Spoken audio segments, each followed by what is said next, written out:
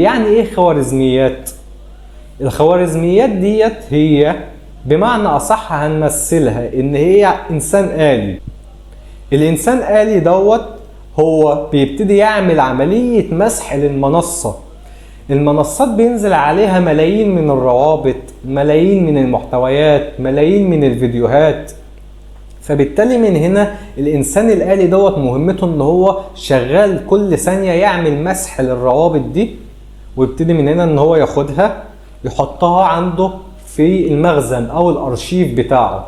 فاحنا هنقول ان احنا في 3 حاجات: الواجهة اللي هي المنصة اللي انت بتبقى شايفها، والانسان الآلي بيبقى في النص، ووراه بيبقى الارشيف.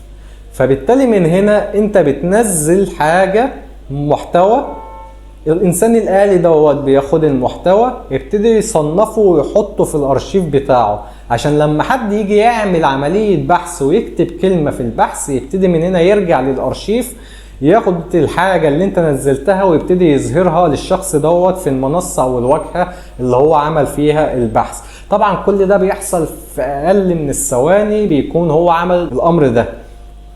طيب من هنا الخوارزميات ديت لازم افهم الشخص الآلي ده بيشتغل ازاي، بيفكر ازاي، بيصنف المحتوى ده ازاي، وبيأرشفه ازاي، وليه بيطلع المحتوى ده يديه للعميل اللي عمل بحث بالكلمة ديت وما بيطلعش المحتوى اللي شبيه ليه. فطبعا من هنا علشان اقدر اتصدر محركات البحث، ولما حد يعمل بحث تظهر له المحتوى او الصفحة او الموقع بتاعي في رقم 1، ففي شروط معينة. الشروط ديت لازم اعرفها وافهمها، وافهم ازاي الخوارزميات ديت بتفكر وتشتغل، عشان لما اجي اعمل محتوى امشي على الشروط اللي هو يقدر يقراها ويصنفني من اجود المحتويات اللي يرشحها للعملاء ويظهرها للعملاء. وهو ده الخوارزميات بشكل بسيط جدا.